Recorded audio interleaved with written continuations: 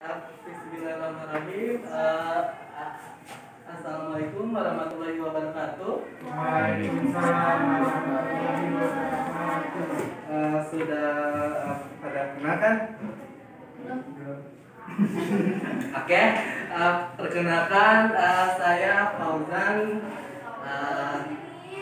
dari Universitas Ibnu Khaldun Bogor semester 6 Fakultas Agama Islam Prodi PAI.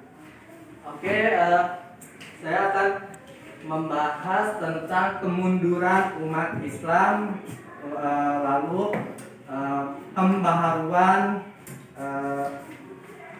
dan modernisasi kebudayaan umat Islam. Oke, next. Enggak, itu aja. Lanjut ke bahasan lagi. Nah, oke, kita akan bahas mundurnya umat Islam. Ya, kemerosotan politik dalam Islam itu sebenarnya sudah ada sejak zamannya Bani Abbasiyah. Ya, Bani Abbasiyah di Baghdad. Abbasiyah. Mengapa?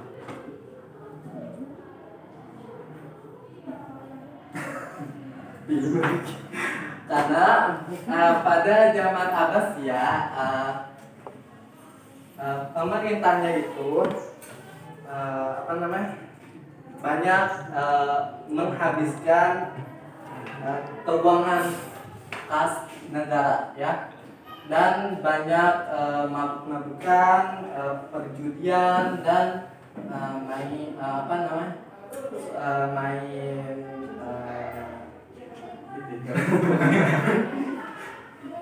ya. Lalu di lain tempat adalah Bani Umayyah, ya. Selanjutnya itu di Bani Umayyah itu di Andalusia juga mulai meredup pasca munculnya Muluk Al-Thaif atau kerajaan kecil sampai dengan berakhirnya kekuasaan Bani Ahmad, ya. Praktis serta runtuhnya dinasti Abbasiyah dan Umayyah, tidak ada kerajaan Islam yang besar di dunia, ya. Terus meredupnya politik kekuasaan Islam menjadi titik balik bangkitnya bangsa Arab, lalu melemahnya kekuatan militer, ya, yang dimiliki bangsa Muslim, sehingga bangsa non Muslim di Barat itu melakukan strategi peperangan terhadap bangsa-bangsa Islam, perjuangan bangsa Barat yang gigih belajar dari ilmuwan Muslim, mulai dari tadi kan baru sampai Renaissance, ya. Apa itu Renaissance? Coba, kan kamu anak IPS nih. Apa itu Renaissance? Ini. What is the meaning? Hah? Ya. Coba dia satu-satu aja. Kamu? Apa itu Renaissance? Apa? Kamu? Oke. Kamu? Oh, kan jatuh. Ya, kamu? Ya, pintar. Jadi Renaissance itu abad pembaharuan. Nah, setelah Eropa mengalami masa kegelapan, ya, para pemikir berusaha mencari ide-ide baru dengan cara mempelajari ilmu-ilmu dari zaman Romawi kuno, Yunani kuno, dan atau Daulah Utsmani untuk kemudian dikembangkan dan dimodifikasi. Apa itu modifikasi? Pak, coba. Pak, what is the meaning modifikasi?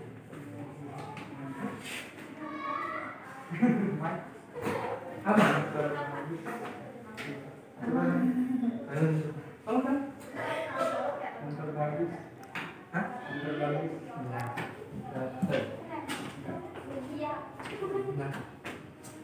Jadi apa? Lupa. Memperbaiki atau memperbaiki. Iya. Oke, lanjut ke materi terus. Nah, ini tentang dalil kemunduran umat Islam. Yuk baca bareng-bareng. A'udzu billahi minasyaitonir rajim. Innal ladzina amanu wa hajaru wa jahadu bi amwalihim wa anfusihim fi sabilillah wal ladzina wa nasaru ulaika ba'duhum awliya'u ba'd wal ladzina amanu terus yuhajiru ma lakum hatta yuhajiru wa inistansorukum fiddin fa alaikumun nas illa ala qawmum bainakum wa bainahum mitsaq wallahu bima ta'maluna basir. Oke, yang artinya sesungguhnya orang-orang yang beriman itu dan berhijrah secara berjihad dengan harta dan jiwa pada jalan Allah, dan orang-orang yang memberikan tempat kediaman dan memberi pertolongan kepada muhajirin, mereka itu satu sama lain saling melindungi dan terhadap orang-orang yang beriman tetapi belum berhijrah, maka tidak ada kewajiban sedikit pun bagimu melindungi mereka sampai mereka berhijrah, ya. Tetapi jika mereka meminta pertolongan kepadamu dalam urusan pembelaan agama, maka kamu wajib memberikan pertolongan kecuali terhadap kaum yang telah terikat perjanjian antara kamu dengan mereka, dan Allah melihat maha. Ya, Quran surah Al-Anfal ayat 72. Prawacana, ya. Coba dibacakan kamu ini yang prawacana, baca ya. Boleh dulu. Ngomongin. Ya, coba. Muhammad adalah salah satu pemimpin muslim yang bersahadat, seorang pemimpin dengan kepribadian yang sangat kuat. Khalifah Umar bin Khattab dikenal pemberani sangat taat pada prinsip perjuangannya. Beliau adalah seorang keluarga pemerintah dalam masa kepemimpinan Khulafaur Rasyidin.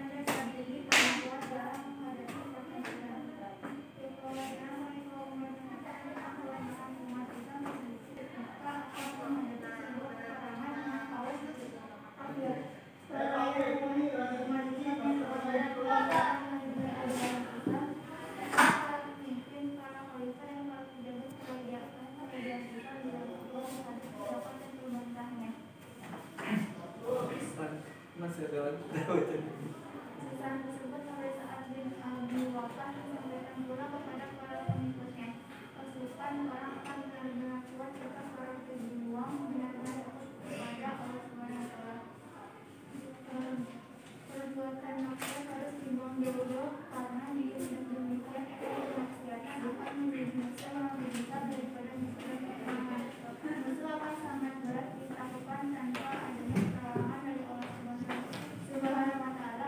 Kekuatan manusia sangat terbatas, sedangkan kekuatan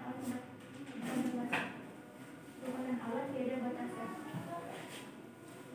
Setelah Anda membaca ayat Al-Quran dan para bacanya, membaca beberapa komentar atau pernyataan yang relevan dengan teks. Ya, oke. Jadi kesimpulannya itu yaitu pada zaman Umar bin Khattab, Umar bin Khattab itu kan khalifah yang sangat tegas, yang sangat pemberani, yang sangat jujur ya. Ketika Umar bin Khattab menyuruh Sa'ad bin Abi Waqqas untuk memimpin peperangan, Umar bin Khattab itu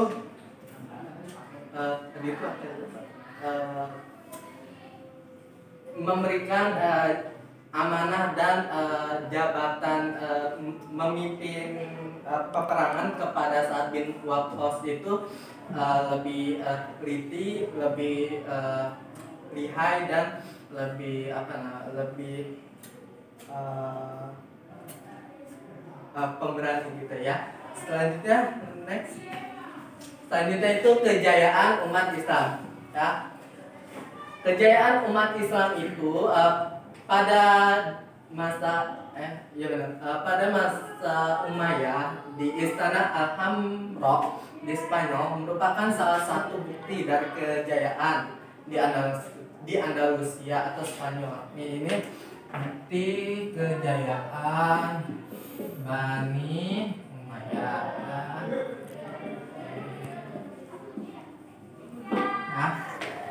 Dan di India terdapat Taj Mahal yang kemudian menjadi ikon budaya di India, juga merupakan peninggalan dari daulah Islam ya. Bukti Taj Mahal itu pada daulah siapa? Daulah apa?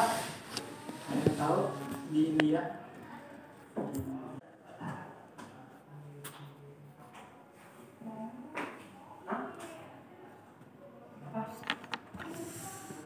Apa? Ayo, apa?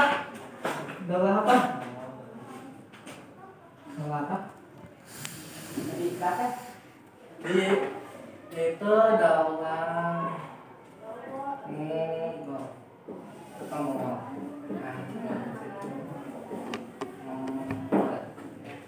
Yang kemudian menjadi ikon budaya di India, juga merupakan peninggalan dari daulah Islam. Terus bagian wilayah Eropa dan Afrika serta Asia pernah merasakan kemakmuran yang dicapai pemerintahan Islam, berhasil menanamkan nilai-nilai syariat Islam setiap sendi kehidupan manusia, bahkan sendi pemerintahannya.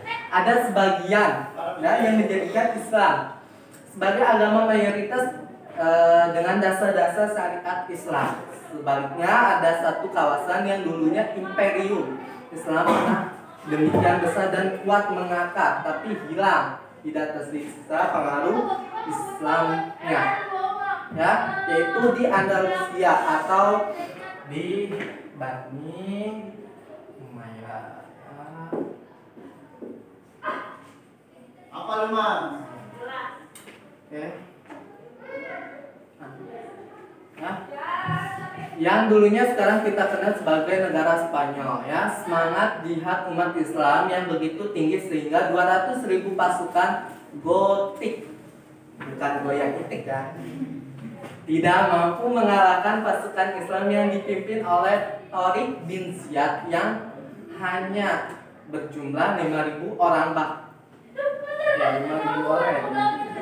2 orang dalam bidang ilmu pengetahuan dan sains, yaitu Ibnu Sina atau Avicenna, telah menunjukkan kepada dunia tentang betapa hebatnya ilmuwan Muslim pada saat itu. Ya, Ibnu Sina dikenal sebagai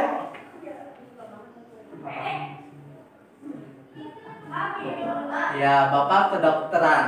Ya, karyanya itu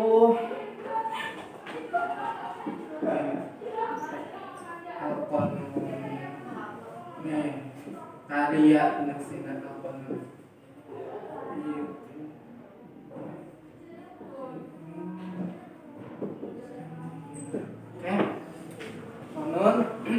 Dan ilmuwan Islam Al-Khwarizmi juga mengembangkan ilmu matematika seperti algebra atau aljabar dan algoritma ya, yang dikenal hingga sekarang ya. Angka 0 itu ditemukan oleh Al-Khwarizmi ya, yang dahulu itu disebutnya itu Arabic numeral ya. Itu Islamlah yang mengenalkan angka ya, yang mengenalkan angka itu Al-Khwarizmi ya, tadi itu sudah dibahas penemu angka 0. Oke, selanjutnya kemunduran kerajaan besar. Mundurnya Islam tidak lepas dari runtuhnya kerajaan Islam besar di Jazirah Arab ya. Runtuhnya Daulah Abbasiyah bukan tanpa sebab, setelah Daulah Abbasiyah berhasil membumi hanguskan kejayaan dan keemasan dalam berbagai bidang melatar belakangi runtuhnya Daulah Abbasiyah. Ini kemunduran kerajaan besar itu terjadi yaitu dari faktor internal. Dari faktor internalnya itu perebutan kekuasaan ya. Jadi perebutan kekuasaan itu menjadi faktor di mana mundurnya umat Islam serta kerajaan besar di dunia seperti Daulah Bani Abbasiyah Umayyah itu menjadi mundur atau menjadi hancur. Oke, lanjut. Ini selanjutnya masih di faktor internal, yaitu perekonomian ya. Masyarakat sangat maju terutama dalam bidang pertanian ya, itu sebelum sebelum mundurnya Islam dari faktor internal mundurnya Islam. Nah, ini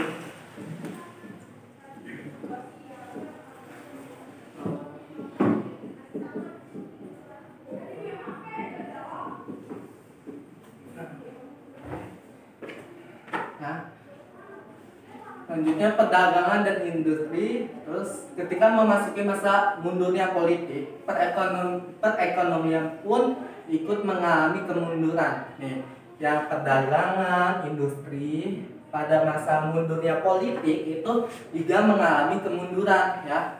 Selanjutnya mencolok dan berfoya-foya itu jadi faktor internal mundurnya kejayaan Islam dan kerajaan Islam ya. Terus munculnya daulah kecil ya. Terus lalu yang menjadi faktor terbesarnya ini berusaha memisahkan diri ya, memisahkan diri dari kekuasaan ya. Selanjutnya dari faktor eksternal ya. Dari faktor eksternal itu terjadinya perang salib. Ada yang tahu perang salib itu?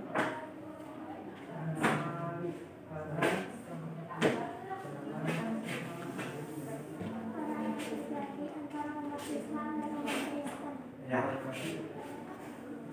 Oke, jadi perang salib itu yaitu perang yang terjadi antara umat Islam dan umat Kristiani di masa siapa?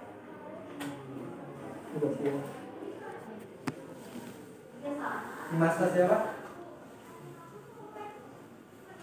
Di masa siapa perang salib itu muncul?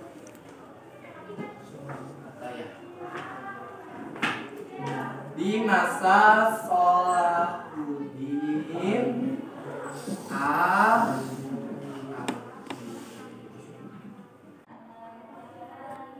selanjutnya itu kan tadi sudah disinggung apa itu Daulah Mughal. Daulah Mughal itu di India juga mengalami hal serupa, punya kondisi dalam negeri. Daulah Mughal membuka kesempatan Imperium Inggris berhasil masuk dan meruntuhkan kerajaan Mughal ya, dan kemudian menguasainya ya. Penjajahan ini kemudian berlangsung sampai negara India berhasil memerdekakan diri. Oke, selanjutnya. Nah, ini dia alasan mengapa umat Islam mundur dan sulit untuk maju. Yang pertama itu umat Islam itu tidak benar-benar mengamalkan ajaran Islam sesuai dengan syariat, yaitu Al-Quran, Al-Hadis, lalu dan tidak mau bersatu, maunya itu berpecah belah. Ya, padahal umat Islam itu diperintahkan untuk bersatu. Ya, Allah sudah mengingatkan kepada kita pada Quran surah Al-Imran ayat 103. Nantinya, dan berpeganglah kamu semua kepada tali agama Allah dan janganlah kamu bercerai-berai. Dan ingatlah akan nikmat Allah kepadamu ketika kamu dahulu. Lanjut. Ya. Selanjutnya itu masa jahiliyah bermusuh-musuhan pada maka Allah mempersatukan hatimu, lalu menjadilah kamu karena nikmat Allah. Ya. Yang ketiga itu mayoritas umat Islam terlalu cinta dunia atau ayu kubur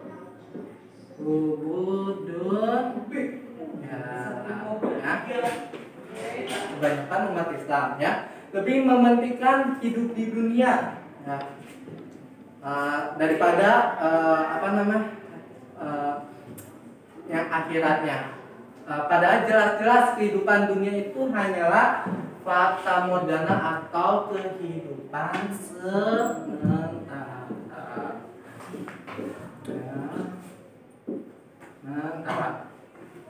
Dan telah dicontohkan oleh generasi pendahulu ya. Selanjutnya mundurnya umat Islam disebabkan hilangnya semangat jihad. Apa itu jihad? Jihad. What is the meaning jihad? Apa itu jihad?